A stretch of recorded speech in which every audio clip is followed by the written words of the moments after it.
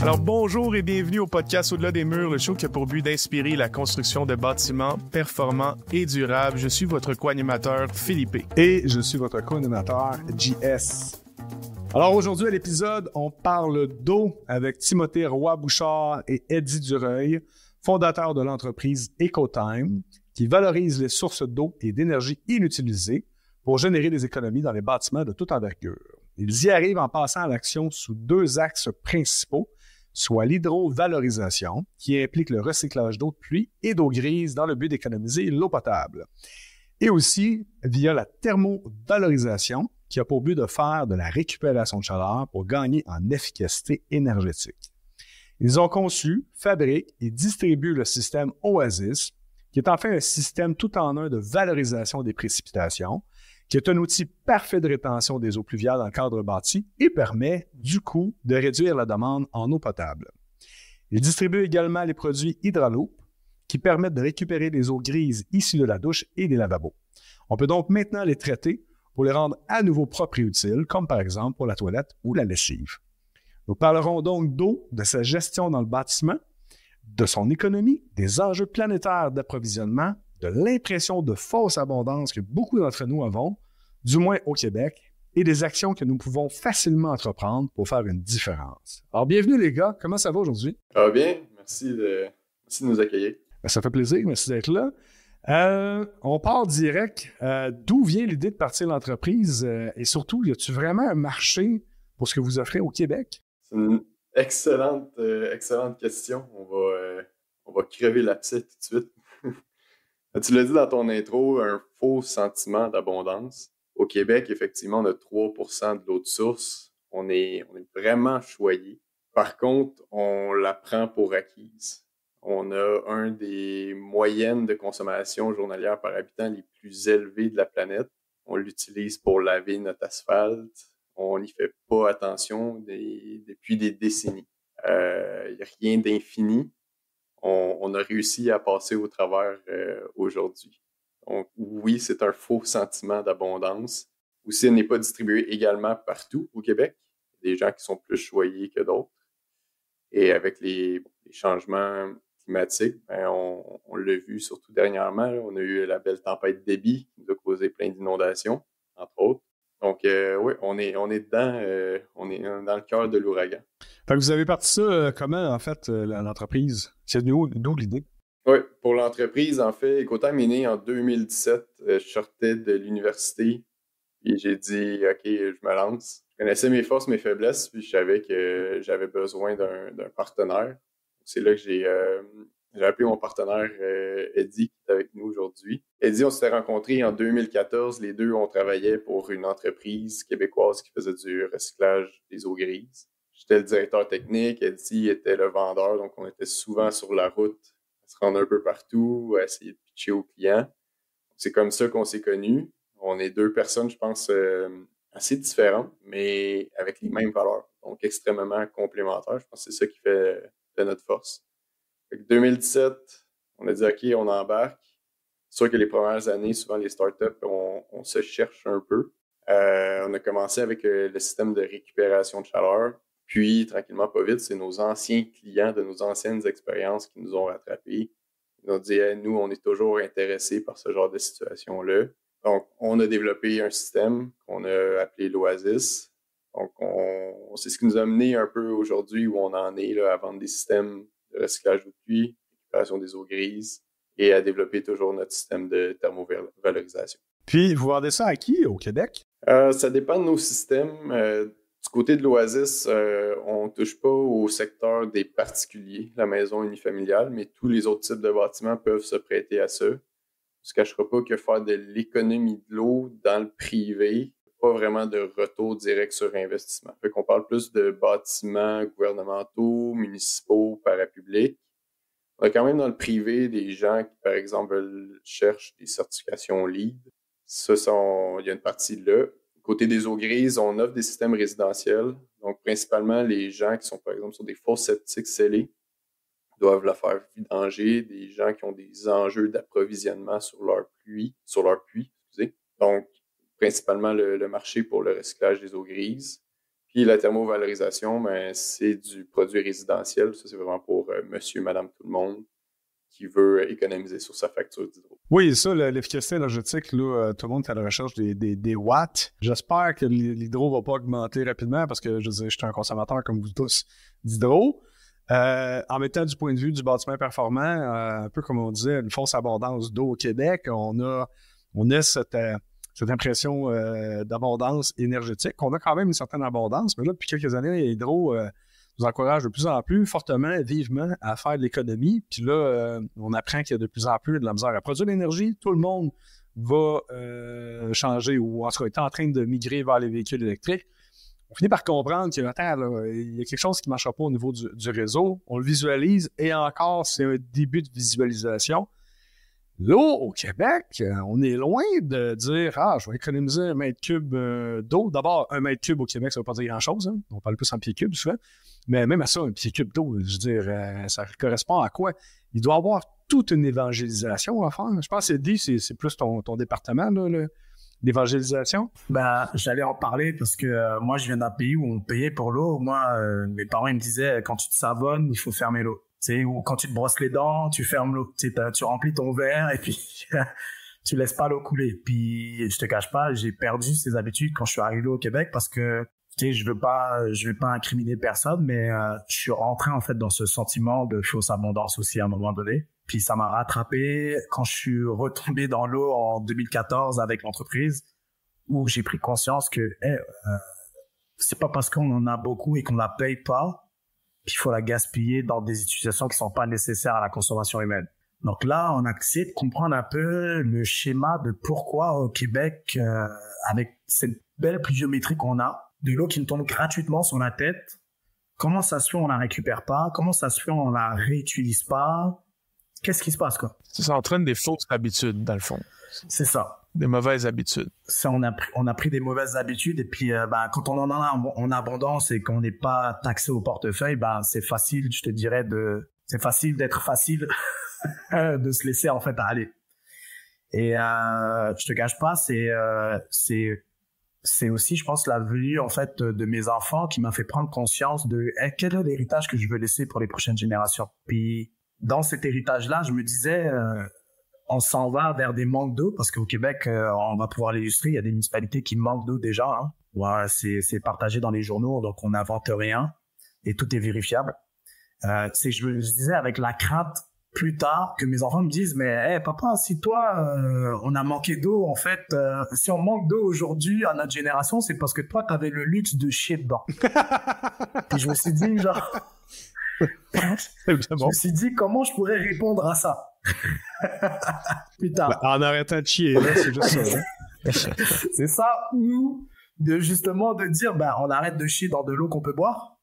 Donc je me suis dit en fait j'avais trouvé déjà l'idée en fait super astucieuse. On se disait personne boit l'eau des toilettes, donc pourquoi elle a besoin d'être traitée, pourquoi elle a besoin d'être potable pour arriver là. C'est vrai, tu me fais penser aux mimes qui passaient dernièrement dans les réseaux sociaux là. Tu vois le petit Africain qui est comme perplexe puis que tu vois dans les cryptos, il dit « Fait que t'es en train de me dire que toi, tu chies dans l'eau propre, là, dans l'eau potable. » C'est exactement ça. Puis c'est vrai, c'est percutant, tu sais. Ben c'est ça qu'on fait. Et puis toutes les sociétés, comme je disais, en fait, on va dire les sociétés modernes ont ce modèle d'affaires-là. Donc, c'est pas que chez nous, hein. En Europe, on construit de la même façon. Tout le monde construit un peu de la même façon. Puis, à un moment donné, on s'est rendu compte que, nos nappes phréatiques, finalement, le cycle de l'eau ne se fait plus, en fait, aussi naturellement parce qu'on a tellement imperméabilisé nos sols. Donc, l'eau ne se recharge plus, en fait, au niveau du sol. Donc, on a des problèmes d'infiltration. L'eau arrive plus vite, en fait, aujourd'hui dans nos égouts puisque avant, on construisait en largeur, maintenant, on construit en hauteur. Donc, on amène beaucoup plus d'eau, en fait, dans nos bâtiments. Donc, avant, tu avais une petite maison sur ton terrain, tu scrapes tout ça et puis tu construis un sixplex ou un plus dessus, qui fait que tu dois amener beaucoup plus d'eau, en fait, dans ton bâtiment, mais t'as pas changé tes canalisations. Les canalisations sont restées la même qu'il y a 50 ans. Et c'est ça l'enjeu, en fait, qu'on a au Québec et c'est ça qu'on a l'enjeu partout un peu dans le monde. Et c'est pour ça que on a trouvé en fait une opportunité de se dire et si les bâtiments pouvaient jouer un rôle à alléger en fait justement ces infrastructures-là, à aussi allonger la durée de vie en fait de ces bâtiments-là. de ces infrastructures-là, je veux dire. C'est-à-dire, si on emmène moins d'eau, si on réduit à la source le nombre d'eau qui a besoin dans le bâtiment, et si on arrive aussi à recirculer l'eau, en fait, d'usage qu'on a déjà payé pour, comme la douche. La douche, on s'entend, ton eau, elle est encore un peu propre, donc tu peux la mettre dans tes toilettes. Tu peux arroser ton jardin, tu peux laver ton plancher avec. Donc, on s'est dit comment, justement, amener toutes ces technologies-là. Et il faut pas que ce soit, parce que là, je veux m'arrêter un peu parce que j'ai l'impression que la société, présentement, la façon comment elle adresse les enjeux climatiques, c'est que c'est en fonction des moyens de chacun, d'être humain, que si tu as les moyens de te payer, en fait, une thermopompe, si tu as les moyens, en fait, de te mettre un récupérateur de chaleur, ou si tu as les moyens, en fait, de mettre un système de récupération d'eau, bah, tu vas le faire. Donc, c'est en fonction de ton budget, tes moyens, puis ta sensibilisation face à l'environnement. Et si ça devenait une norme, comme quand on construit, tu construis un bâtiment, tu sais que tu as des enjeux d'eau, bah, ton bâtiment, il doit consommer moins d'eau. Comme ton bâtiment, il doit consommer moins d'énergie. Bah, si c'était mis au niveau sociétal, bah là, il y aurait plus, en fait, cette dichotomie entre les personnes qui ont des faibles revenus et puis les personnes qui ont des bons revenus, parce que ça deviendrait comme si c'est obligatoire, t'installes un chauffe-eau, t'installes une toilette, t'installes une douche, bah, t'installes un système de récupération de chaleur, t'installes un système de récupération d'eau. Puis là, ça n'a pas d'impact sur l'humain. Qu'est-ce que tu veux dire, ça n'a pas d'impact sur l'humain? Ben, ça n'a pas d'impact sur les habitudes, en fait, de l'humain, parce que il va avoir un bâtiment qui fait tout ce qui est nécessaire pour réduire son empreinte sur l'environnement sans que lui, il change son style de vie, sans qu'il soit obligé de vivre comme un granola, sans qu'il soit obligé de pédaler, en fait, pour pouvoir aller chercher son énergie. Exact. Exact. Ça devient comme un système intrinsèque et juste, ça devient comme ça, un peu comme l'électricité dans une maison aujourd'hui. Ben, t'as tout compris, parce que avant, tu sais, il y a 100 ans au Québec, on n'avait pas de toilettes dans les maisons. On allait à l'extérieur. Les bécosses. Pour faire nos besoins et pour se doucher. Puis il y a un moment il y a quelqu'un qui s'est levé et qui dit ça fait pas de sens que je vais me doucher en fait dehors où je peux faire mes besoins en fait dehors. Donc ils ont commencé à mettre des salles de bain en fait dans les maisons. Ben on espère qu'il y a quelqu'un dans l'immobilier qui va se réveiller et nous dire ça fait pas de sens qu'on chie dans de l'eau potable. Donc un peu le même cheminement de penser que on devrait voir le bâtiment aujourd'hui non plus comme un endroit juste pour s'abriter, mais un endroit qui protégerait l'humain des aléas climatiques. Absolument. Regardons maintenant, on enregistre cela en août 2024. Donc, à Montréal, on a eu 2 belles inondations back-à-back. Est-ce que ça veut dire que, en fait, qu'est-ce qui est vraiment défaillant au Québec? Parce que l'eau est un besoin, comment dire, c'est un besoin essentiel. Et tout le monde a le droit à accès à l'eau. C'est pas vraiment nécessairement de monsieur, madame, tout le monde. C'est pas notre effort, c'est l'effort qui est purement gouvernemental. C'est un besoin que le gouvernement offre, un service que le gouvernement offre. Bien sûr, on le paye par nos taxes. Mais c'est quoi le vrai problème? Est-ce que c'est notre infrastructure? C'est la façon qu'on gère notre eau? C'est où qu'on doit mettre nos efforts? Ben, je dirais, si je peux me permettre de répondre là-dessus, puis je pense que mon Timothée va compléter, c'est qu'on a eu, en fait, durant les dernières années, un déficit d'entretien de nos infrastructures souterraines. Pourquoi? Parce que les infrastructures souterraines, ça ne se voit pas. C'est sous la route. Donc, si tu as un petit bris, tu le vois pas vraiment, en fait. Versus que si tu as une panne d'électricité, si tu as un problème sur ta ligne d'électricité, c'est un impact direct. Il faut savoir qu'au Québec, en ce moment, on distribue 530 litres d'eau par personne par jour. Puis le citoyen, en fait, sa consommation, puis ça va aller de région en région et de ville en ville, c'est en moyenne 350 litres d'eau par personne par jour que le citoyen consomme. Donc, il y a un gap déjà, en fait, là, entre ce que la station a dit qu'elle délivre et ce que le client, lui, au bout final, consomme. Ça veut dire que le reste est perdu. Ouais, le reste est perdu. Par des fuites. Par des fuites, par des déficits de maintenance de nos infrastructures. Et c'est ce qui reflète, en fait, le problème qu'on a eu à Jacques-Cartier, c'est un déficit d'infrastructure. Mm-hmm. Ben, attends, j'ai une question pour toi. Juste un instant, j'ai une question. Parce que là, c'est bien beau donner ces chiffres-là, mais comme citoyen, puis là, je pense pas vraiment de même, là, les auditeurs, là, mais je vais faire le citoyen là-dedans qui se dit « Ouais, mais qu'est-ce que ça change dans ma vie, moi, qu'on perd 200 litres ou 150 litres? Pourquoi c'est un problème pour moi? » C'est un problème pour toi parce que demain, si la municipalité n'est pas en mesure de te fournir de l'eau, ben, il y a une partie, en fait, de ce déficit d'entretien qui est responsable, en fait, de ça. C'est-à-dire que dans la tête du citoyen, il va jamais concevoir qu'une municipalité pourra pas lui fournir de l'eau. Non, c'est ça, exact. Parce qu'on se dit, genre... C'est abondant. C'est abondant. Mais justement, le fait que plusieurs problématiques s'ajoutent au service de te fournir de l'eau. Ben, si on a plus de pertes, si nos infrastructures ne sont pas maintenues à jour, si elles sont pas réparées quand il y a des problématiques et si on n'ajoute pas en fait aussi de la réduction à la source, ça va devenir un enjeu peut-être pas pour toi aujourd'hui, mais tes petits-enfants qui vont subir les conséquences. Parce qu'on entend déjà parler de ces enjeux d'approvisionnement. Je vois qu'il y a des projets immobiliers qui se font arrêter justement parce qu'ils sont pas capables d'aller fournir de l'eau à la région. On le voit dans notre contexte québécois, on l'entend déjà. Ben oui, on peut prendre l'exemple de Saint-Lad-et-Laurentides, d'une municipalité qui a grossi tellement rapidement en termes de population, qui aujourd'hui en fait a un moratoire ministériel, est obligé de passer par le ministère pour pouvoir construire des logements. C'est fou dans un contexte où il manque des logements abordables. Excuse-moi, Timothée. T'as tout compris. Ça, je voulais dire, là, même pour le monsieur, madame, tout le monde, on parle, oui, à grande échelle, là, il y a des villes, la Prairie aussi, un moratoire sur sa construction. Mais les avis d'ébullition, les interdictions d'arrosage, l'interdictions de baignade dans nos cours d'eau, dans nos lacs, c'est des conséquences directes de ça. C'est que les gens font un avis d'ébullition, on est habitué de voir ça de temps en temps, mais la source, la cause de ce problème-là, c'est le déficit sur les infrastructures.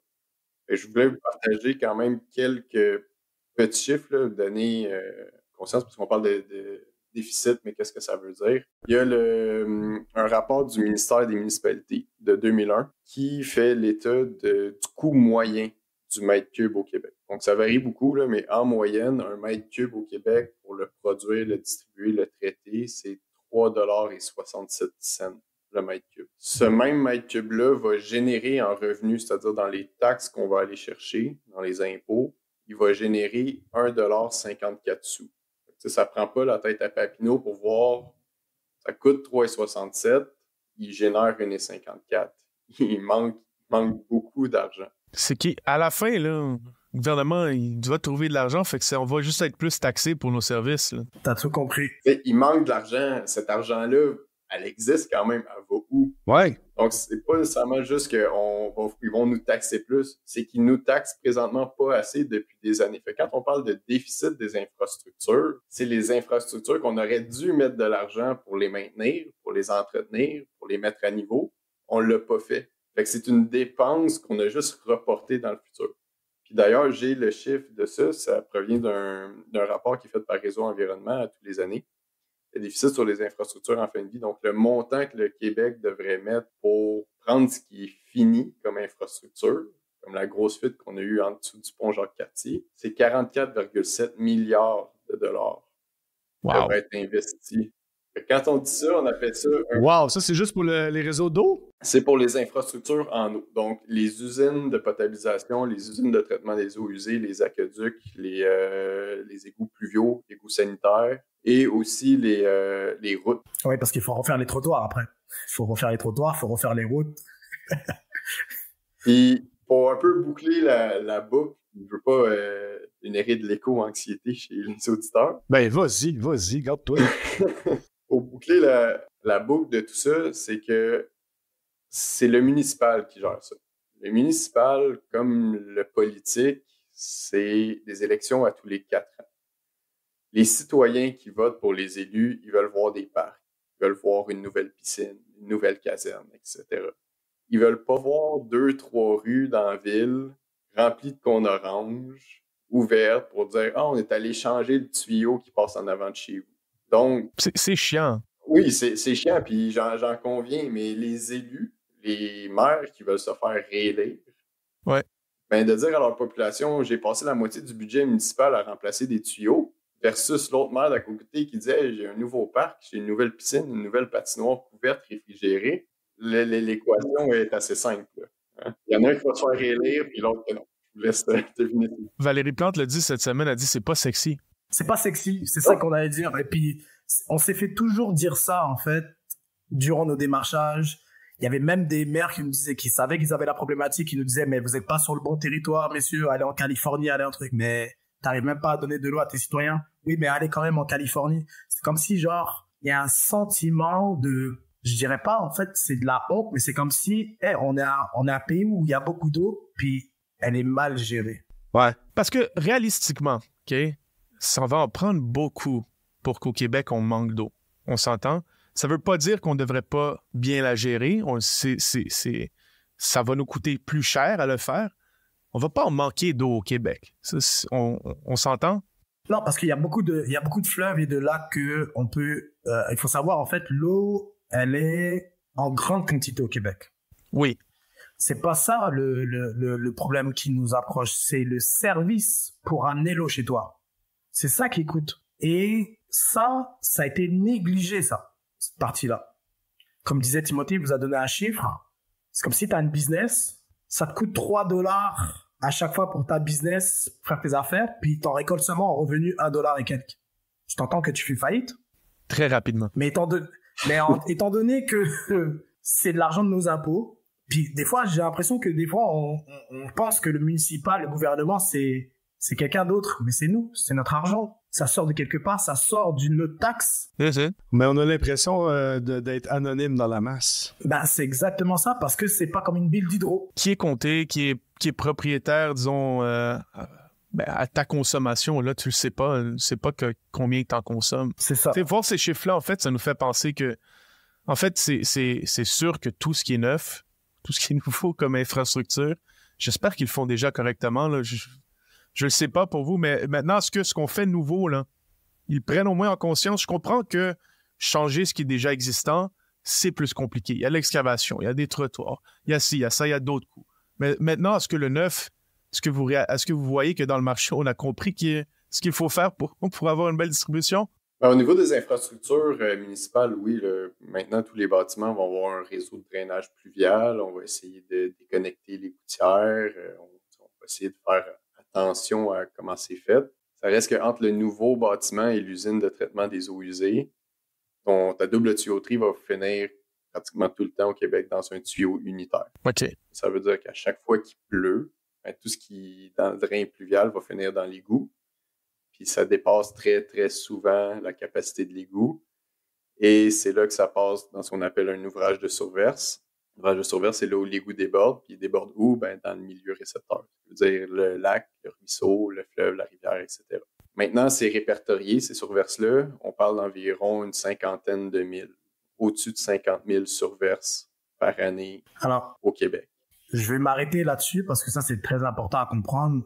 Quand ils disent 50 000 surverses, on ne connaît pas en fait le nombre de mètres cubes ou de litres qui est déversé dans le milieu naturel. Et ça, c'est non traité. Donc, ça peut être des milliards. C'est non traité, c'est-à-dire tes coliformes, médicaments, tout ce que la pluie peut ramasser, l'hydrocarbures et tout, c'est déversé straight up dans le fleuve. Et puis, ce qui fait mal après, c'est on repioche dans le même fleuve pour traiter ces eaux-là pour nous donner à boire. Je me souviens quand j'étais plus jeune, je viens de Laval, puis on passait souvent, là, mon père habitait à Montréal, puis on passait souvent sur un des ponts dessus de la rivière des Prairies, puis tu la vois, elle est brune, puis c'est une grosse rivière, la rivière des Prairies. Puis je me disais, hey, on peut-tu se baigner là-dedans, on peut-tu aller là? Puis je voyais comme des espèces de pseudo-plages ou des quais, là. C'était comme, non, tu peux vraiment pas, là. Puis je pense qu'il niaisait, il me disait, il y a des poissons à 3 têtes, là. Mais c'était dans les années 80 où on était encore en conscientisation de ne pas déverser des BPC. Je me souviens, il y avait eu des enjeux au niveau des BPC. J'ai l'impression, là, on reparle de l'eau aujourd'hui, là, mais j'avais l'impression, avant qu'on en parle, qu'on avait quand même réussi comme société. On s'était dit, on jette plus du stock dégueulasse dans les rivières. Puis là, de plus en plus, les sports aquatiques sont plus accessibles. Tu vois plein de bateaux, tu vois plein de sidous, plein d'affaires de même. Il y a des gens qui se baignent l'eau à l'air un peu plus propre. Mais là, de ce que j'entends, c'est encore là, c'est facal. Je veux dire, on peut pas s'auto-féliciter encore, là. Non, 2 choses. Un, je conseillerais à tout le monde de ne pas aller se baigner après des grosses averses. Parce que c'est les surverses, là, ce qu'on vient d'expliquer, qui causent la majorité de la pollution dans nos cours d'eau. Donc, essayez d'attendre une couple de jours. Naturellement, la rivière traite l'eau, les rayons UV détruisent beaucoup de contaminants, etc. Donc, dépendamment des rivières, après quelques jours, c'est correct. Ça m'amène à parler d'un deuxième point qu'on appelle les contaminants émergents.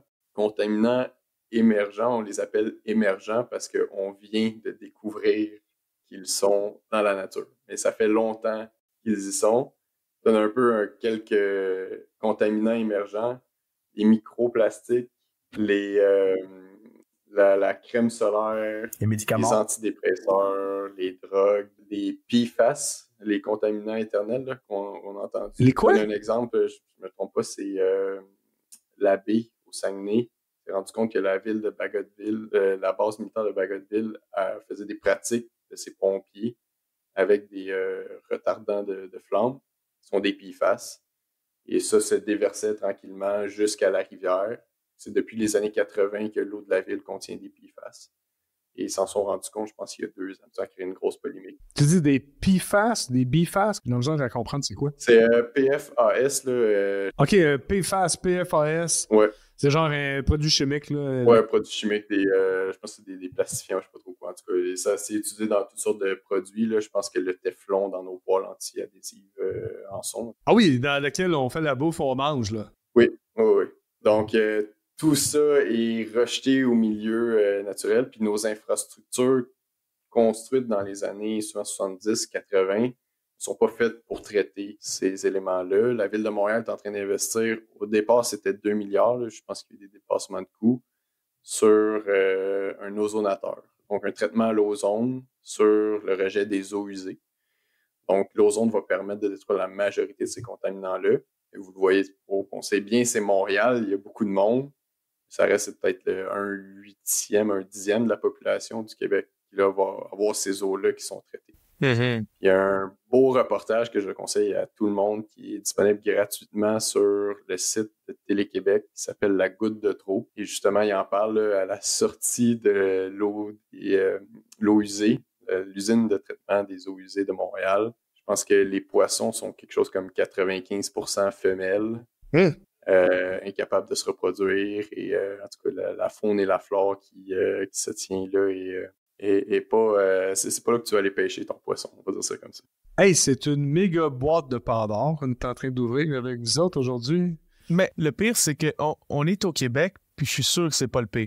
Non, c'est pas le pire. Regardons un peu partout dans le monde. Genre, situons le Québec dans disons, une échelle de 0 à 10 comparé au reste du monde. Ça ressemblerait à quoi? Moi, ce que j'aime dire, c'est qu'au Québec, on est une société qui est riche puis on a beaucoup d'eau. Des technologies pour prendre l'eau la plus polluée du monde puis la rendre potable, elles existent. Oui. Elles coûtent extrêmement cher, consomment énormément d'énergie, etc. Fait qu'on va jamais manquer d'eau au Québec. On va toujours être capable d'avoir de l'eau potable, même si ça coûte une fortune. Il y a d'autres pays, d'autres régions dans le monde où ils n'ont juste pas d'eau pantoute. On est quand même choyé. Ceci dit, on peut pas continuer, on n'est pas viable de la façon qu'on fonctionne. La viabilité, c'est le bon point. Je crois que c'est le bon terme. Oui, tout exact. est faisable, mais à un prix. Oui, puis je donne l'exemple, il y a eu les Jeux olympiques là, récemment à Paris, puis je sais pas si vous avez entendu la polémique là, de se baigner, faire le triathlon, les épreuves dans la Seine. Ben oui! Ouais. C'est quoi la polémique, maintenant, ça résume, là?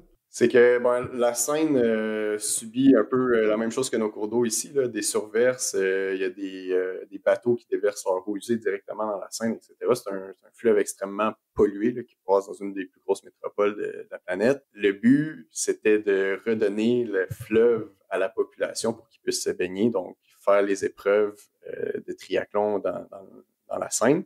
La mairesse de Paris a investi 1,4 milliard de dollars pour construire des bassins de rétention gigantesques. À chaque fois qu'il pleut, au lieu que ça se déverse dans le fleuve, ça s'en va dans ces réservoirs-là.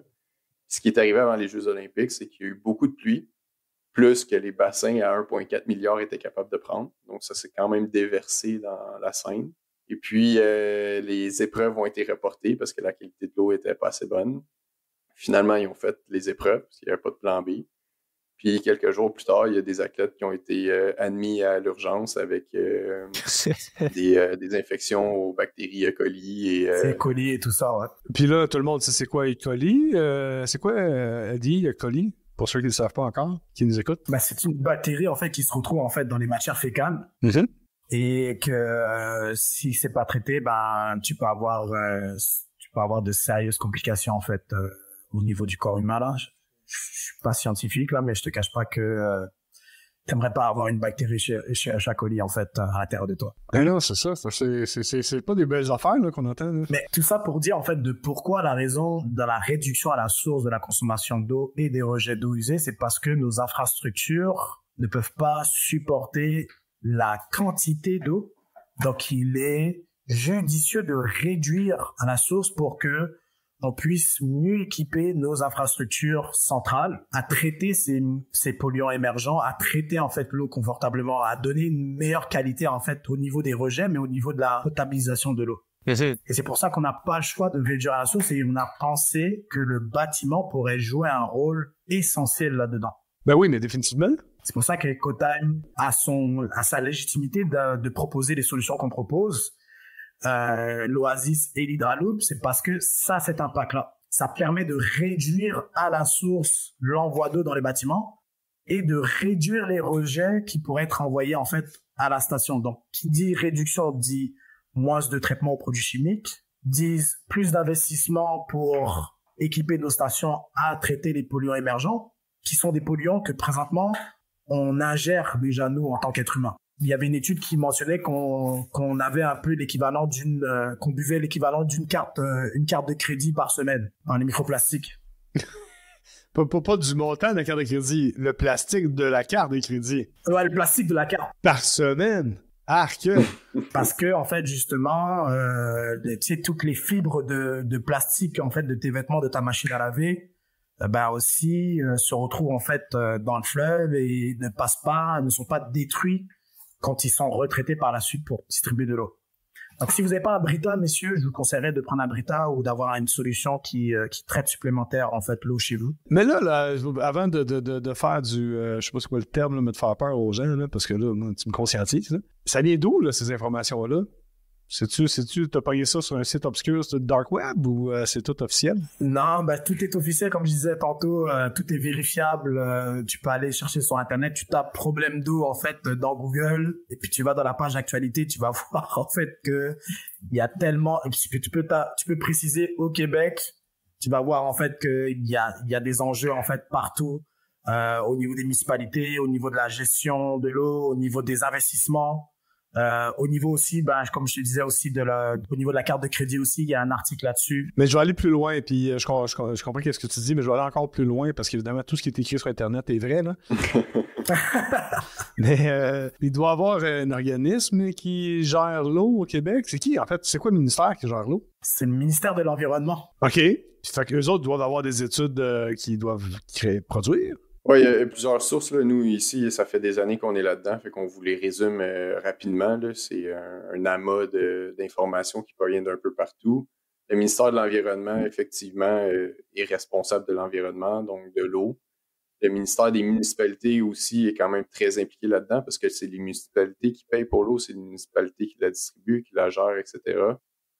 Et il y a effectivement beaucoup d'OBNL. Le CIRIU sort des données à chaque année. Il y a la Fondation Rivière qui suit les surverses. Institut Uranos, le CETO, Centre technologique de l'eau, qui travaille beaucoup là-dessus. Le CIO, Centre d'interprétation de l'eau, qui est à Laval aussi, qui ont un musée d'ailleurs sur les infrastructures. Donc, différents organismes, etc. Je propose aussi que les données que je vous ai données là, sur les chiffres, le coût du mètre cube, etc., là, qu'on partage les liens vers ces études-là. Réseau Environnement est très impliqué là-dedans, Écotech Québec, etc. C'est quand même quelque chose qui est bien documenté, bien suivi. Il y a un écosystème. Et puis, ce que je dirais aussi, c'est que il y a des organisations comme AquaAction, qui sont des OBNL, qui accompagnent les entreprises à adresser les enjeux de l'eau, principalement pour, bien sûr, les municipalités, parce que c'est les municipalités qui ont la charge, en fait, de gérer l'eau pour les citoyens. Mais je dirais, en fait, que la vraie problématique, en fait, c'est les déficits d'entretien. Comme c'est un problème qui se voyait pas, c'était quelque chose qu'on n'avait pas besoin d'adresser jusqu'à temps que ça fasse un geyser, en fait, dans la rue. Et encore, là, c'est juste puis là, c'est arrivé juste après l'ouragan. On va dire, il y a un impact direct avec l'ouragan, c'est momentané. Non, on est vraiment des grenouilles dans l'eau chaude. Non, mais c'est fou, parce que là, depuis le début qu'on parle de tout ça, tu sais, le but du podcast, c'était pas d'être moralisateur, c'était plus de, justement, là, tu sais, le nom de notre podcast qui est Au-delà des murs, c'est justement, comme Philippe disait en brainstorm, c'est L'eau, on le voit pas, on la voit pas, cet enjeu-là de l'eau potable et des eaux usées aussi. Donc, le but, c'est pas d'évangéliser, mais de faire, hey, regarde, il y a d'autres choses qui existent au-delà de tes murs. C'est intense. Donc, là, ce que je comprends, c'est que le bâtiment ou le cadre bâti, pas juste les maisons, pas juste les institutions, tout ce qui est bâti, qui a de la brique et whatever, a besoin d'eau, évidemment. Tu as besoin d'eau, tu as besoin d'électricité, tu as besoin d'isolation, etc. Et a un impact direct sur la pression du réseau d'aqueduc, etc. Donc, évidemment, si tu réduis ton apport d'eau qui arrive de l'usine, bon, forcément, tu as moins de pertes. Même si tu gardes le même pourcentage, en absolu, tu en as moins. Un, ça va t'aider. Deux, tu en rejettes moins directement parce que, disons que la moitié, ça va être une question que je vais vous poser après, là, mais mettons que la moitié de l'eau que tu rejetais, tu es capable de récupérer, bien, non seulement tu prends moins d'eau dans le réseau, tu prends moins d'eau du réseau, mais tu en mets moins aussi dans le réseau d'aqueduc. Donc, moins de chances de débordement, moins de chances de poissons à 3 yeux et de bactéries et colis pour les nageurs de la rivière de Prairie. C'est important de ce qu'on parle aujourd'hui. Tu as super bien résumé ça, en fait. C'est exactement ça. Merci. C'est quoi le pourcentage qu'on peut réduire, justement? J'ai dit 50% juste pour les fins d'exemple, là, mais quel est le pourcentage que vous estimez qu'on peut réduire? En récupérant les eaux usées, là, pour les mettre maintenant dans la toilette. Là. Dans une habitation typique là, québécoise, canadienne, là, on va parler d'environ entre 25 et 45%. Donc, ça dépend des habitudes, là, combien de temps tu passes dans la douche, combien de fois tu flushes ta toilette. As-tu une 12 litres? As-tu une 3-6 litres? Ça va varier, mais c'est environ ça, 25 à 45% d'économie d'eau sur l'eau potable que tu consommes et aussi sur tes rejets. C'est majeur. Si on peut prendre un spectre de consommation aussi, hein, la douche, ça représente à peu près 35% de la consommation d'eau dans un bâtiment ou dans un logement, parce que après on va parler, on n'intègre pas les bâtiments commerciaux et industriels qui n'ont pas de douche en fait là-dessus. Donc, dans une maison typique ou dans un bâtiment multilogement, la douche vient en premier en termes de consommation d'eau, donc ça représente à peu près 35%. Ensuite vient en fait les toilettes qui représentent entre 25 et 30%. Donc, ce qu'on veut faire, en fait, c'est qu'on peut prendre ce 35% là, en fait, de consommation d'eau, l'envoyer, en fait, dans la toilette pour couvrir, en fait, le 25 et 30%, en fait, de consommation d'eau que ça peut générer par une toilette. Puis après, il y a la machine à laver qui représente après entre 10 et 15%. Il y a ton arrosage de plantes, en fait, chez toi, si t'as un peu de paysager, donc ça représente 5%. Si t'as une piscine, c'est encore plus, on parle même pas, en fait, encore là-dedans. Donc, avec la matière que tu as déjà payée, c'est pour ça qu'on appelle eau et ressources inutilisées. C'est pour ça c'est des ressources que présentement, c'est un déchet qu'on redonne une seconde vie pour pallier, en fait, un déficit qu'on pourrait avoir dans le futur et remplacer, en fait, une consommation qui n'est pas nécessaire à la consommation humaine. Parce qu'il faut savoir, en fait, dans un bâtiment, la consommation humaine représente qu'à peu près 10% maximum pour faire ta cuisine. Donc, vous avez deux systèmes. Les deux systèmes, le premier, c'est l'Oasis. C'est ça. Ça, c'est plus... commercial. C'est commercial. Et c'est pour la récupération d'eau de pluie. C'est ça, la revalorisation d'eau de pluie. Et l'hydraloop, que lui, c'est pour la revalorisation des eaux grises. Exact. Et lui aussi, lui, va s'appliquer un peu plus au résidentiel et au commercial aussi, bien sûr. C'est ça. Exact. C'est des systèmes qu'on appelle des systèmes décentralisés. Fait que pour faire un peu le lien avec les infrastructures, présentement, nos infrastructures sont centralisées. Ça veut dire que toutes nos eaux proviennent d'un endroit et se retournent vers un autre endroit. La décentralisation, c'est un peu comme avoir des panneaux solaires chez toi. C'est qu'au lieu de tout prendre ton énergie du réseau, tu as une partie que tu gères sur ton bâtiment, de ton bâtiment. Donc, ça aide aussi à l'autonomie face aux ressources qui sont partagées. En termes de coûts, pour ces deux solutions-là, ou chacune de ces solutions, ça tourne autour de quoi? Juste pour mettre une idée de grandeur là, à tout ça. Ouais, dans le cas des hydraloops, là, pour le premier modèle chez le particulier, on parle d'un coût environ 12 à 15 000. Installé, mise en service, etc. Ça dépend beaucoup de l'installation, là, c'est certain, mais un coût d'achat avec la mise en service, le transport, etc., là, d'environ 12 000 $. C'est un ordre budgétaire. Dans le cas des Oasis, qui sont des systèmes vraiment commerciaux, c'est des systèmes vraiment haut de gamme, connectés tout en un. Le suivi, c'est des systèmes qui sont suivis, etc. On parle d'un budget d'environ entre 80 000 et 130 000 $.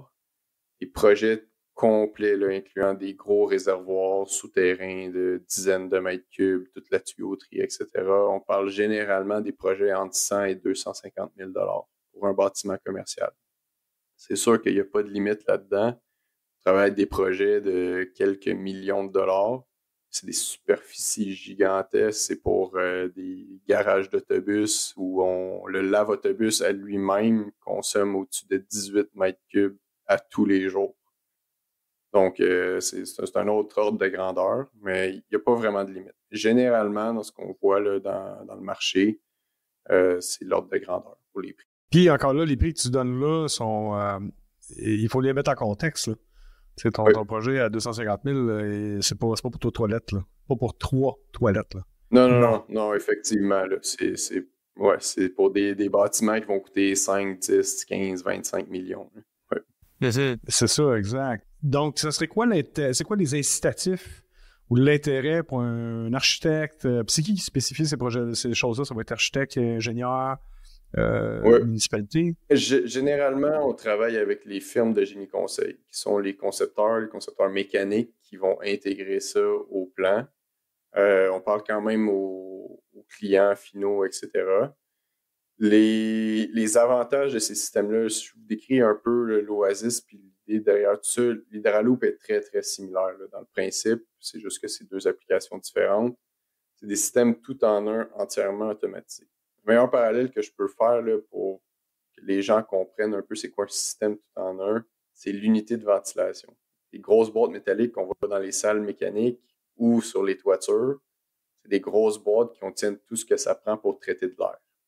Donc, nous, on a copié le concept, on a fait une grosse boîte qui contient tout ce que ça prend pour gérer les précipitations. L'Hydraloop, c'est un peu ça, c'est une boîte dans laquelle il y a tout ce que ça prend pour traiter les eaux grises. Donc, c'est des systèmes tout en un. Ouais, Jack, là, ce que tu parles, c'est les rooftops, dans le fond. Fait qu'un équivalent d'un rooftop. Ouais, des rooftops ou toute sorte d'unités de traitement de l'air.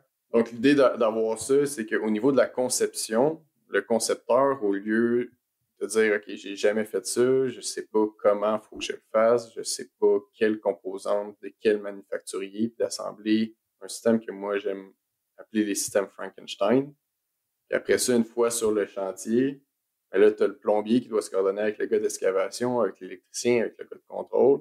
Puis une fois à l'opération, il n'y a personne pour suivre le système, il n'y a personne pour dire au client « Voici où tu achètes tes fils, voici comment tu remplaces ta lampe UV, si tu as de la couleur dans ton eau, c'est à cause de telle raison, etc. etc. » Donc, la pérennité des systèmes qu'on a vus sur le marché avant de lancer l'Oasis, on a eu des systèmes, ça a fait une couple de mois avant que les fils bougent, puis les gens débranchent le tuyau, puis ils disent « Plus jamais je fais ça. » Donc, en ayant un système avec un manufacturier en arrière, on simplifie toutes les étapes de vie d'un système. Donc, 95%, c'est quand même l'opération. Donc, on a des systèmes qui sont connectés, on est capable de suivre le système, on a des différentiels de pression sur nos filtres, on a le nombre d'heures d'opération de la pompe, on a le niveau exact du réservoir, on sait quand il a débordé, quand il était à sec, la quantité de temps qu'on a passé sur l'eau d'appoint. La donnée, on en a pu savoir quoi faire avec. Mais ça nous permet de savoir est-ce que justement l'entretien des filtres a été fait. Ça, c'est un des plus gros problèmes pour ces systèmes-là. Les gens ne font pas l'entretien des filtres, les fils bougent, tu commences à avoir plus de pression dans tes toilettes. Du moment que ton occupant va faire une plainte, là c'est parti, c'est fini, on ne veut plus rien savoir de ces systèmes-là. Donc, on travaille en amont pour s'assurer que ces problèmes-là ne surviennent jamais. Puis on parlait aussi de la mission de l'entreprise, je peux finir là-dessus. On dit pour générer des économies en préservant le confort des utilisateurs. C'est primordial si on veut qu'il y ait une adoption de masse, que les gens ne voient pas la différence. Du moment où on demande aux gens de faire quelque chose pour l'environnement, tout le monde lève la main. Du moment qu'on leur dit « OK, tu veux faire quelque chose, ben paye plus cher » ou bien réduis ton niveau de vie et ou réduis ton niveau de vie, là, on perd la masse. Si on veut avoir un impact, c'est quand la masse va adopter ce type de solution-là et quand la masse va vouloir ça, bien là, les gouvernements, les municipalités vont dire « OK, j'ai quelque chose à gagner d'obliger ça. J'ai quelque chose à gagner de mettre des subventions, d'inciter ce type de solution. Fait que c'est là qu'Ecotime travaille dans avoir le produit, la solution, mais aussi le lobbying en arrière pour essayer de mettre en marche cette démarche-là, de changer un peu les mentalités. Puis je parlais des coûts tantôt, c'est les coûts non subventionnés. Juste pour vous dire, là, dans le côté recyclage d'eau de pluie, surtout dans ce qui est municipal, gouvernemental, il y a de la subvention. Donc, les coûts que je vous ai donnés, c'est non subventionné. Une fois subventionné, ça a des subventions qui vont jusqu'à 80%. Il se doit, parce qu'en fait, tout ça donne avantage à la municipalité, hein, en fin de compte. Là. Fait qu'il se doit d'être subventionné. Là. Mais ce qui manquait, en fait, c'était d'avoir la donnée. Donc, ils ne pouvaient pas, en fait, subventionner dans le vide en se disant, ben, on ne sait pas quel serait l'impact, en fait, d'une infrastructure d'économie d'eau, si je ne sais pas combien ça pourrait faire. Donc là, c'est ça qu'on fait, on collecte de la donnée pour que demain, ils puissent en sortir un budget en disant, ben, si je donne une subvention de 30, 40, 50% aux gens, ben, au moins, ce serait ça qui sera gagné pour moi, mon infrastructure à moi, pour moins se traiter, puis je ferai des économies indirectes de l'autre côté, moi aussi, parce que j'aurai moins de produits chimiques, j'aurai moins d'heures de travail, j'aurai moins de temps d'opération, en fait, du coût du mètre cube de traitement pour ma station. Puis on a même pensé à un concept que je voudrais en fait partager ici parce que c'est quelque chose qu'on est en train d'essayer de mettre en place. C'est que on a dit, ben, on a vu que c'était pas sexy pour les municipalités en fait de charger le citoyen directement via sa consommation. Donc on s'est dit, pourquoi pas mettre pourquoi pas reconnaître en fait les systèmes d'économie d'eau comme des infrastructures municipales, puisque c'est les municipalités qui vont recevoir le fruit de l'investissement d'économie en fait de ces systèmes-là installés chez le particulier.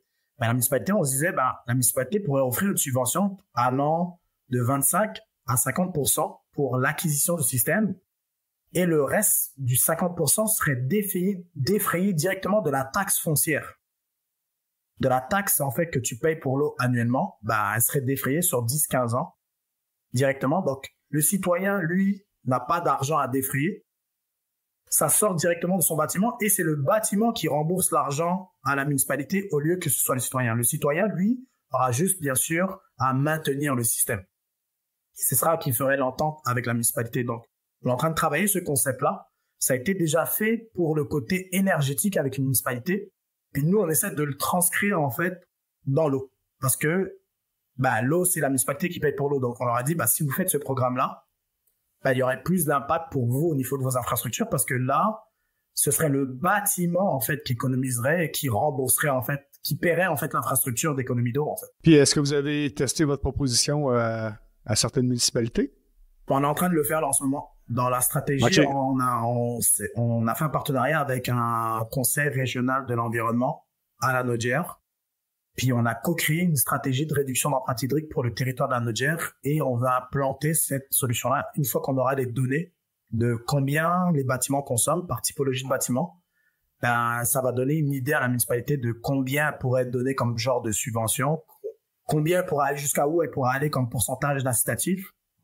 Et travailler après le mécanisme juridique parce qu'il y a des enjeux juridiques en fait de voir si on peut prendre la taxe foncière pour rembourser en fait des équipements ou quoi que ce soit. Donc voir comment on pourrait se faire accompagner là-dessus. C'est un style de financement PACE, dans le fond. C'est en efficacité énergétique, là, c'est un genre de financement qui s'appelle PACE, c'est P-A-E-C-E. Okay. C'est un peu le même genre de concept où ce que c'est repayé dans ta taxe foncière. C'est le bâtiment qui le repaye dans des années. C'est un concept qui n'a pas encore marché ici, mais c'est un changement de paradigme qu'il faut pour...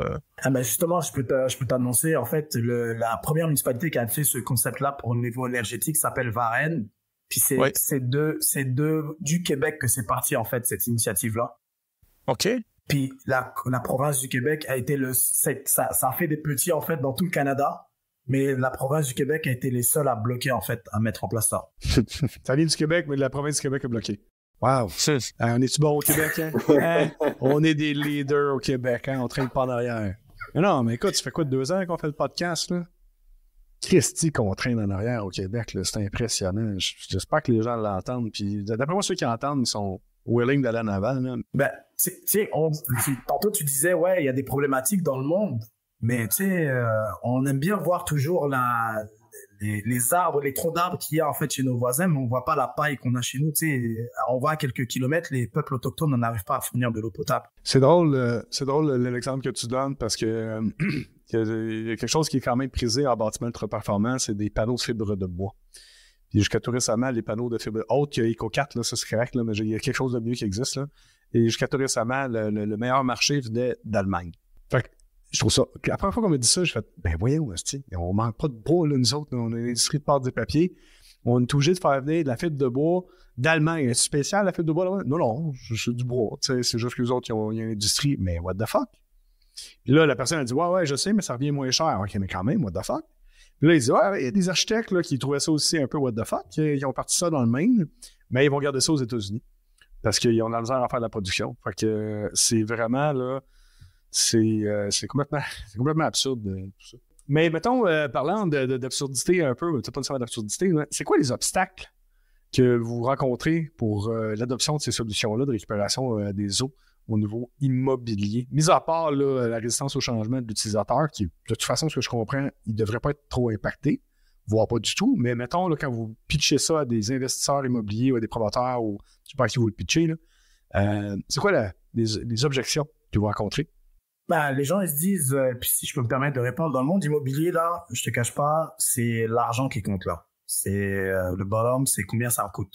Pour eux, en fait, il n'y a pas étant donné qu'il n'y a pas de retour sur investissement, ils sont pas contraints, en fait, à installer des systèmes d'économie d'eau. Donc, pour eux, s'ils n'ont pas la valeur intrinsèque environnementale de faire un changement dans le monde immobilier, pour eux, ils vont pas l'installer. Est-ce que c'est considéré dans l'APH Select?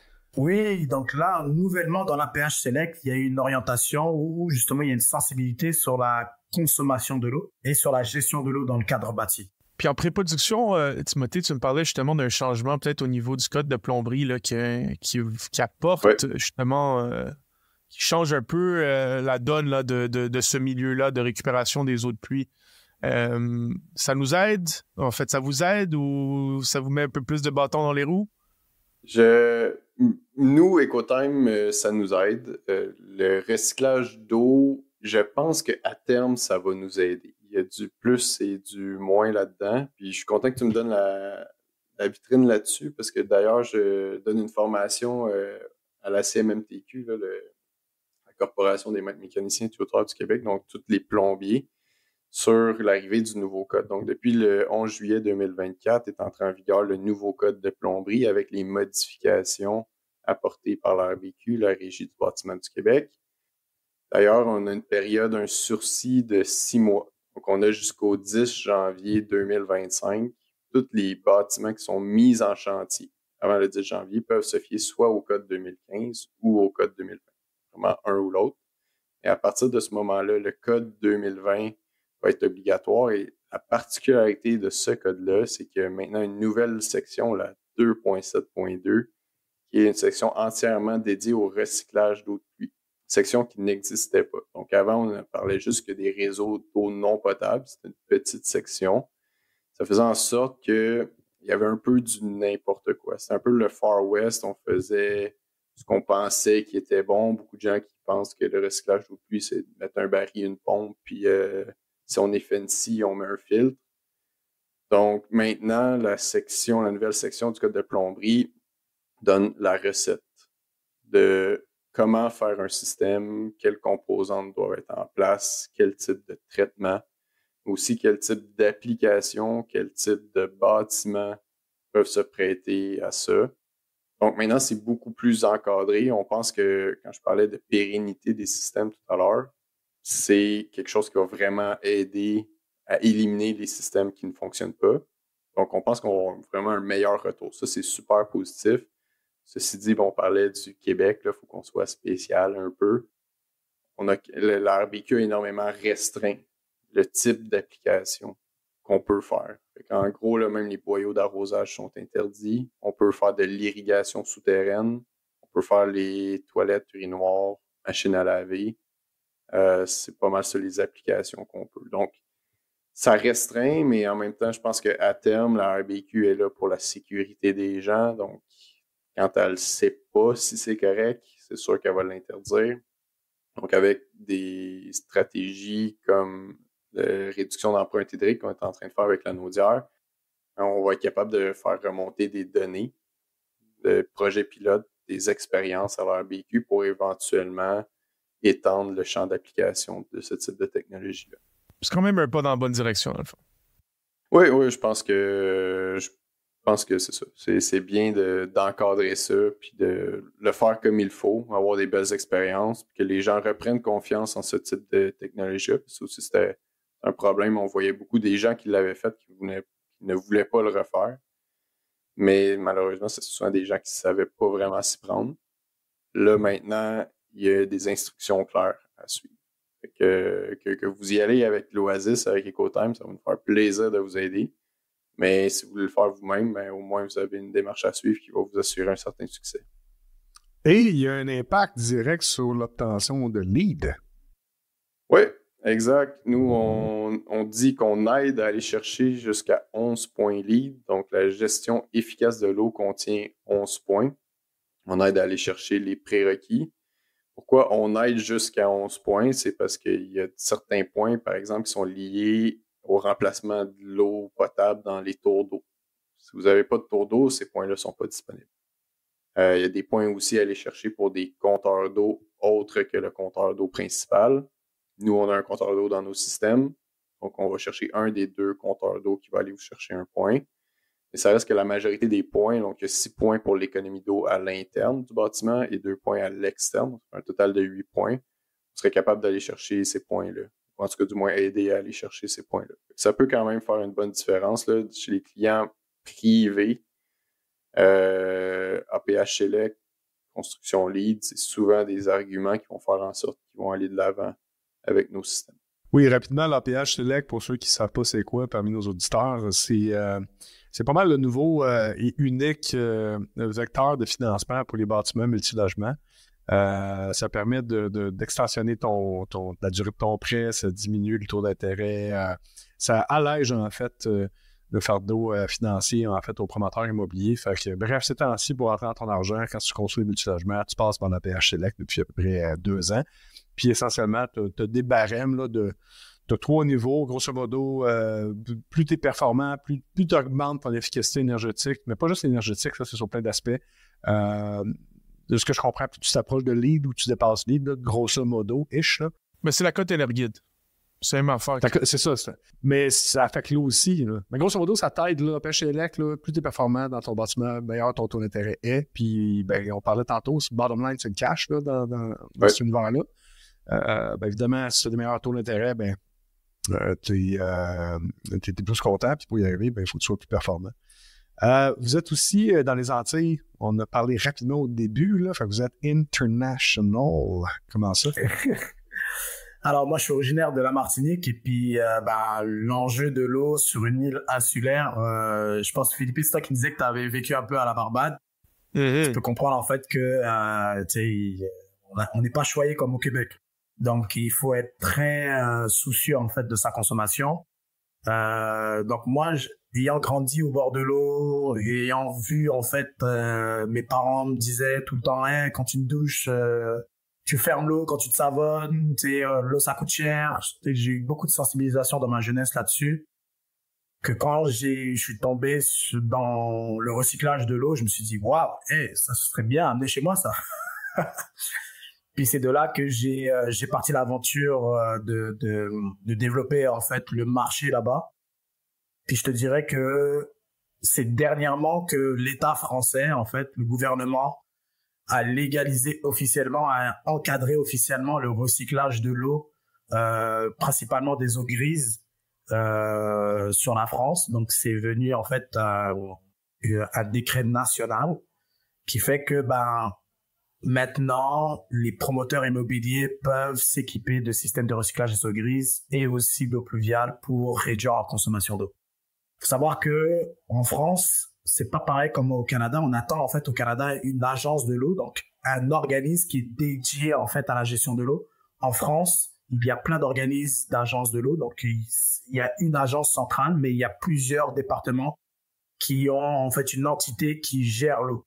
Et on a demandé qu'au Québec, on ait la même chose un peu pour justement que ce soit un peu dissocié du ministère, parce que le ministère, en fait, il a plusieurs casquettes là, il a plusieurs enjeux. Et l'eau mérite d'avoir en fait sa propre entité, sa propre organisation pour gérer surtout le patrimoine qu'on a au Québec. Absolument, tu dis en plus, c'était le ministère de l'Environnement, genre, ils en ont beaucoup à faire, le ministère de l'Environnement, genre. Puis en plus... Il y en auront de plus en plus aussi. Exact. C'est ça. Donc, on s'est dit, pourquoi pas s'inspirer de ce que font, en fait, de l'autre côté de l'Atlantique, d'avoir une organisation dédiée à la protection de la ressource pour que ce soit, dans ce cas-là, centralisé, en fait, à un seul endroit et pas dilué, en fait, dans plusieurs ministères qui, parfois, en fait, jouent au ping-pong entre les responsabilités de qu'est-ce qu'il faut qu'on fasse, où est-ce qu'il faut qu'on mette l'argent et comment on sensibilise et comment on communique. Je vais me permettre aussi une anecdote parce que ça fait, il y a quelques mois, on est allé faire une installation, Eddie, notre collègue chargé de projet de Sadat et moi en Martinique. On s'était loué un Airbnb. On arrivait le samedi, on repartait le samedi. On s'est levé à 4-5 heures du matin. On arrive en Martinique au Airbnb, coupure d'eau.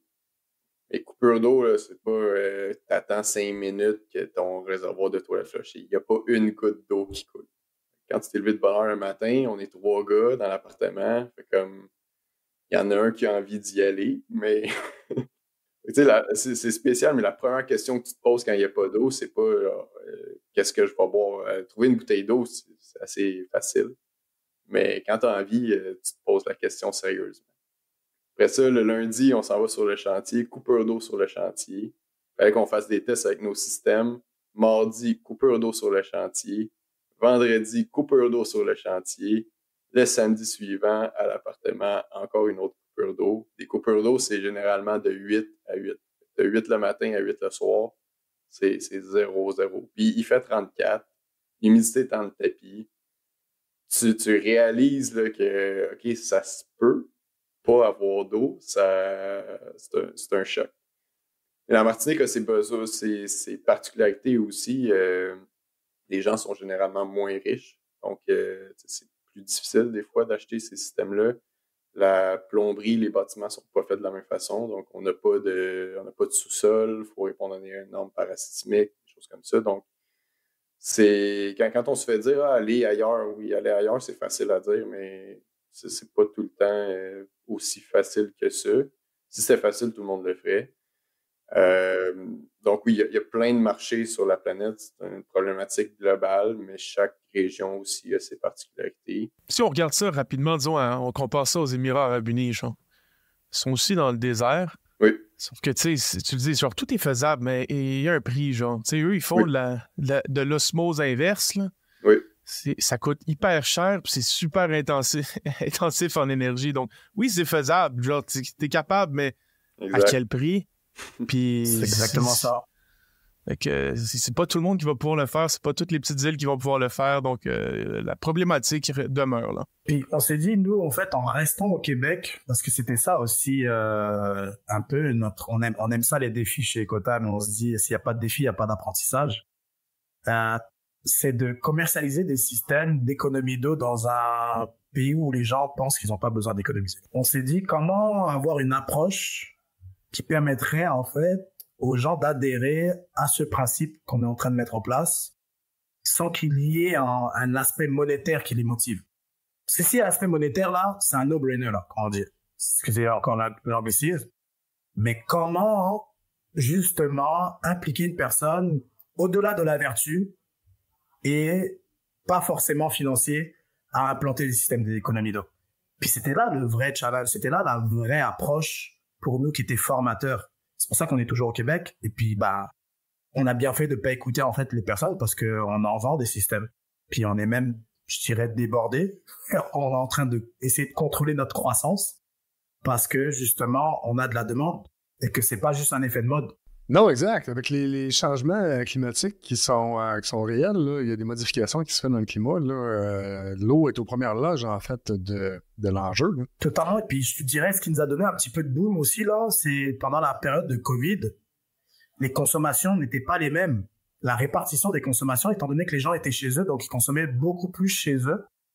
Puis les municipalités se sont rendues compte, mince, j'ai un problème là, genre il y a trop de monde à la maison. Finalement, la répartition se faisait, des fois t'allais au travail, donc tu consommais au travail ton eau ou quoi que ce soit. Mais là, tout le monde en fait était chez eux à travailler. Donc là, c'est là que les municipalités ont eu en fait un peu un éprouvement de leurs infrastructures. C'est quand la COVID est arrivée que tout le monde s'est retrouvé chez eux à consommer 24 heures sur 24, 7 jours sur 7. C'est dans le besoin qu'on réalise qu'il y a un enjeu. Mais c'est souvent trop tard. Oui, exactement. Là. Donc, et c'était vraiment intéressant de vous avoir sur le podcast aujourd'hui, les gars. Merci de vous être prêtés au jeu du podcast. Vous avez apprécié? C'est le fun pour vous? Oui, super. On adore parler, on est passionné, fait que on adore parler de ça. Puis si on peut faire d'autres adeptes qui vont pouvoir en parler à leur tour puis sensibiliser les autres, tant mieux.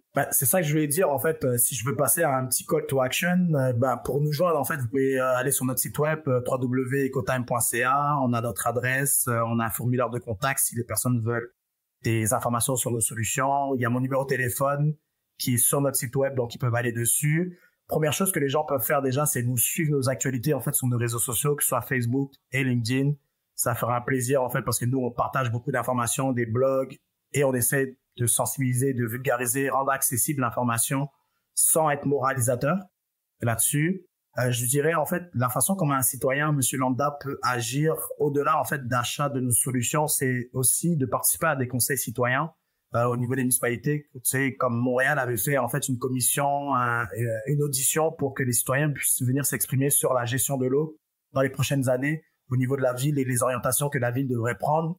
Donc, c'est participer à ces conseils municipaux, conseils citoyens municipaux pour dire à la ville que on a su mettre en fait des incitatifs pour que les gens achètent des voitures électriques. On pourrait mettre des incitatifs pour que les gens achètent des systèmes pour réduire leur consommation d'eau. Comme la distribution de barils d'eau de pluie avant, c'était donné là où genre t'avais un prix préférentiel. Si tu veux faire de la récupération d'eau pluviale chez toi, un peu dans le même état d'esprit, aller justement dans les conseils citoyens pour demander en fait justement que l'eau soit au même niveau que l'énergie aujourd'hui dans la société, parce qu'aujourd'hui la société parle beaucoup d'énergie, mais on peut vivre sans électricité, mais on peut pas vivre sans eau. Totalement d'accord. Donc ça c'est le message que je voudrais adresser en fait à monsieur et madame tout le monde, parce que c'est pas vrai en fait qu'on va réduire notre train de vie. Plus on avance, plus les technologies sont là, plus les technologies de communication sont là, plus on voit en fait, on se compare beaucoup de ce qui se fait dans le monde. Et moi, on a envie de réduire notre train de vie, puis les pays en voie de développement veulent copier notre modèle de vie. Puis nous, on est en train de penser que notre modèle de vie, il est expiré. Donc, on est en train d'inspirer d'autres pays en voie de développement, ce qu'on veut plus faire en fait chez nous. Ah oui. Lead by example. Exactly. Il y a un gros défi, mais il y a plusieurs solutions. Merci beaucoup vraiment les gars, c'était super intéressant de vous avoir. C'est très peu parler l'eau. Donc, c'est un podcast qui est très important pour nos auditeurs, pour qu'ils comprennent puis le mettre en situation. Ça fait vraiment plaisir. Merci d'être venu. Je le dire et préciser, c'est important de le dire pendant le podcast, c'est qu'on va mettre beaucoup de liens, plus qu'à l'habitude, là, sur votre podcast, sur la page web du podcast. Il faut aller sur addm.ca, sélectionner le podcast avec Ecotime, et dans la description par le bas, vous allez avoir quand même beaucoup de liens. On va aller retrouver le lien du film que tu parlais, Timothée. Là. La goutte de trop. Ouais. La goutte de trop. Les liens avec les différents organismes qu'on a parlé, les articles que vous avez parlé. On va faire un petit travail de fond. J'aimerais ça être capable de mettre aussi la nouvelle section de code de plomberie que tu parlais. C'est quoi? C'est section 2.7.2 que j'ai pris en note, c'est-tu bon? Oui, la 2.7, la 2.7.1 sur les réseaux d'eau non potable, il y a eu quelques modifications. Fait que, la 2.7 au compte. Donc, on va mettre tous ces liens-là et peut-être même plus, évidemment, les liens pour vous rejoindre. Vraiment, vraiment intéressant. Merci beaucoup, les gars. On vous laisse aller là-dessus. Merci à vous. Merci à vous. Salut. Bye. Merci d'avoir été des nôtres pour cet autre podcast Au-delà des murs. Merci Philippe et merci à notre invité. Rendez-vous sur notre site web addm.ca pour plus d'informations sur l'invité du jour. Réécoutez tous les podcasts sur Spotify, iTunes ou même YouTube et abonnez-vous pour ne rien manquer. Commentez les podcasts, faites-nous part de vos suggestions et échangez directement avec nous sur LinkedIn, Facebook et Instagram ou envoyez-nous tout simplement un courriel à info@addm.ca. Pour tous vos besoins de rénovation de bâtiments ultra performants Net Zero Ready, contactez Philippe et son équipe via Retrofit, RETROFIT, construction.ca. Pour la ventilation, le chauffage et la climatisation de votre projet d'inspiration Passive House, rendez-vous sur la boutique en ligne de Boursier, BOURCIER, ventilation.com pour contacter notre équipe. Merci encore une fois et à la prochaine!